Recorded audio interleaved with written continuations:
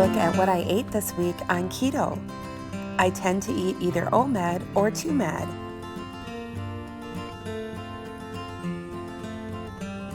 Look at that taco salad. That was delicious.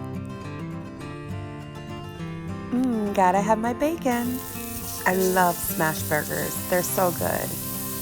And I serve them on my waffle buns with bacon on top. Super yummy. I'm frying up those low-carb tortillas in avocado oil to make chips. What do you think I'm gonna make?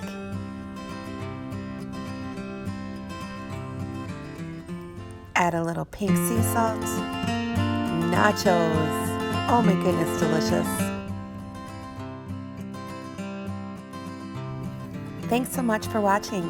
Have a great week staying on plan. And don't forget to like, comment, and follow for more.